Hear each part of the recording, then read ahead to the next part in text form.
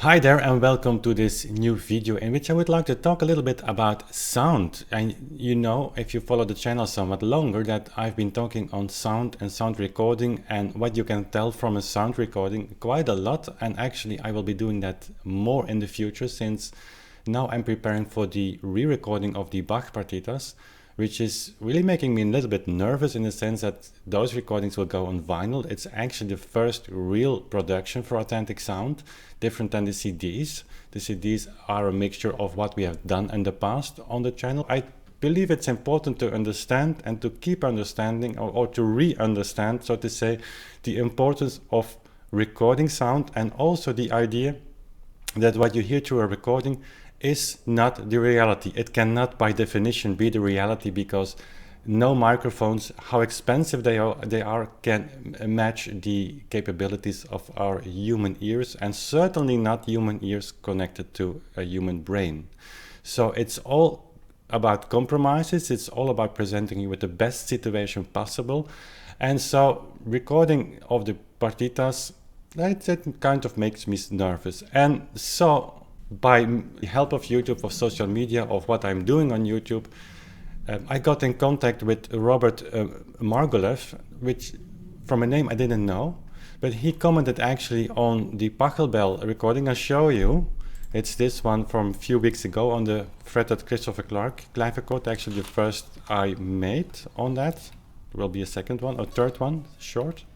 And so Robert actually commented, it's your best microphone placement so far. What medium are you recording to? Directly to the camera. What are you using? Well done. So actually I took it seriously, because the equipment that I was using in the chapel here is, compared to what I'm using here in my living room, which is now a homemade studio, nothing to talk about. It's just two AKGs C3000 microphones. They're not extremely cheap, but I think you can buy them new, and they have been upgraded now, I think, to B3000. I don't know.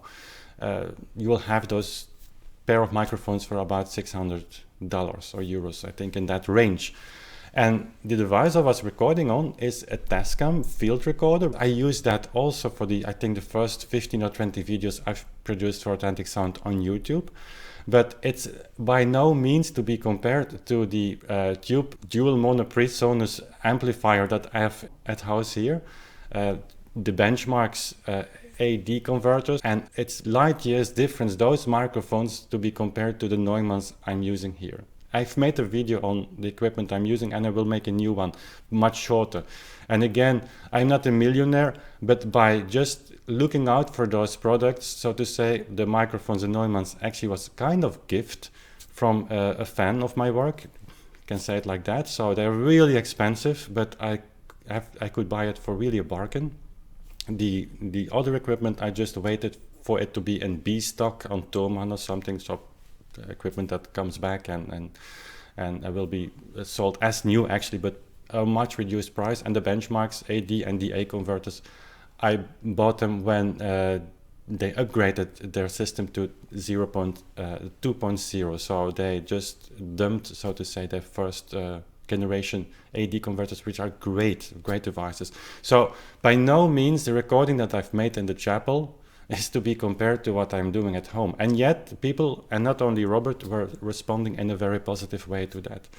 We had to place the microphones very close to the instrument, which was there was no escape from doing that during daytime, because there is sounds surrounding that chapel. If it is a wind or a dog barking or just some noises from far, microphones will take that up, because they don't have a brain to filter that out. They will absorb everything that they hear. And so I had to tweak the sound a little bit. So there is a kind of reverb added to that recording, much less on the third one you will hear, because that's been recorded in evening time, but when outside it's much quieter.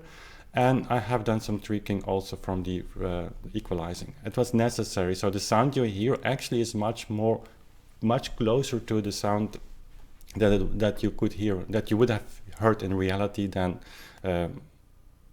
if I didn't tweak the sound afterwards. So having said all that, the recordings I made here in the living room are natural, so it's unaltered, and I don't want to open the discussion about adding reverberation or not. I will be talking on that in future videos, not too much because it's not the main topic on the channel. But again, I think it's important also for us as players and musicians and also music lovers in general to understand. But anyway, that's not the topic of this video. What I would like to talk to you is that I got in contact with Robert Margouleff, and he is a wonderful guy. If you dive into a little bit to his history, he has a website. I will link all the things in the description box. If you're interested in recording techniques and a little bit of history of the generation of Robert who made anything that we can come up with today about recording, that's the generation who presented that to us. It's the same generation as Philip Newell we've been talking about regarding the building of the studio.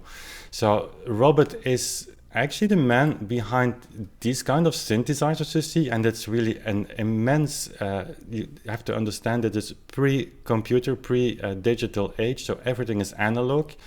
And they came with a colleague of him, and he's in contact with Stevie Wonder, and actually the sound of Stevie Wonder at the beginning of his period, if I understand well. Let's see if the recordings are here. There's some information to be found of his website, and you really have to go there if you're interested in that. But that sound was created by Robert.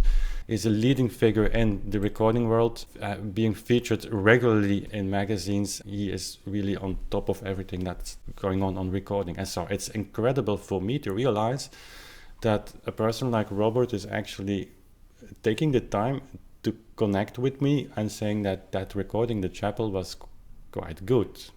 And so I asked him why. And so we got into a conversation that continued through mail. And so I asked him what would you suggest doing differently in my home. And so we came up with the Blumlein configuration, and that we have been testing out now. And it's not ready.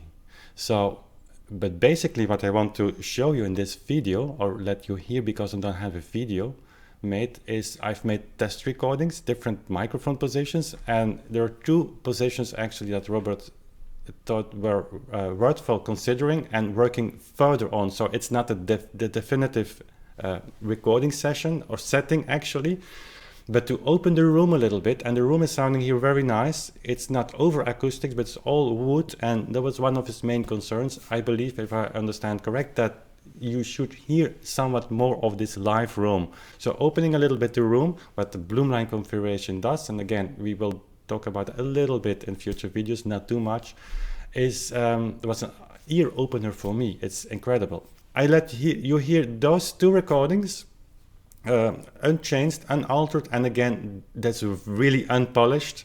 Don't judge me on that. It's just about the sound, to show you how different just the same microphones, a little bit of different position in microphone and recording world terms. There's a huge difference, how much that can change the sound of my instrument. And I believe that both recordings, you will never have had that sound impression on my instrument. It's unaltered, it's not tweaked, it's not equalized, there's no reverberation added to that. It's recording number 5B and number 7B, and I will present them just one next to another. And I'll see if I can have in the description box the links of the timing of those recordings. So if you click on that, you go directly to number 5 and number 7. Let me know what you think about that. If you want to be participating in this a little bit more, I have created a private Facebook group on Facebook actually for Authentic Sound. There's some 15 people who've applied, and it's wonderful. It's a little group where I can do some more experimentation and ask your opinion more directly. I will be experimenting with Robert in the coming weeks more to have this set up correctly so that we can go ahead and do the re-recording of the Bach Partitas. They all will be live streamed. I'm live streaming the rehearsals often, but recordings I plan to live stream them as well and have your interaction after each recording session. Would be great. So now it's time for the recordings. Thank you for listening so long with me and staying in this video so long with me, and don't forget to subscribe as always and share these videos with your friends, and we see each other very soon again. Bye.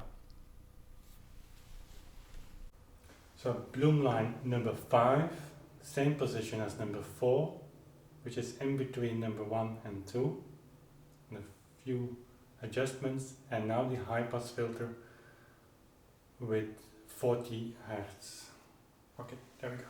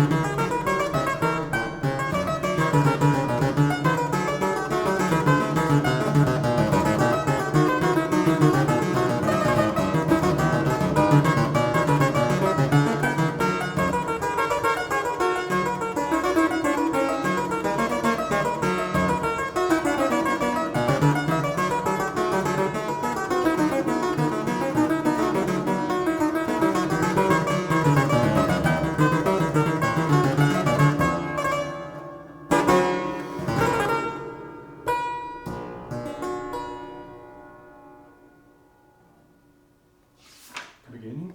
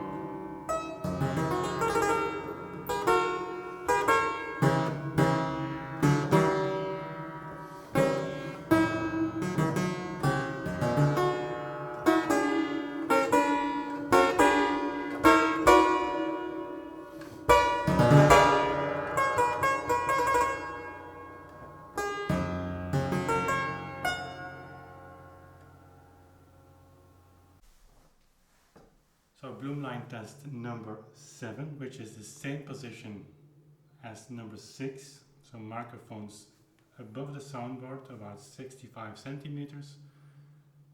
And as you can see on the photograph, and now with the high pass filter on 40 Hz.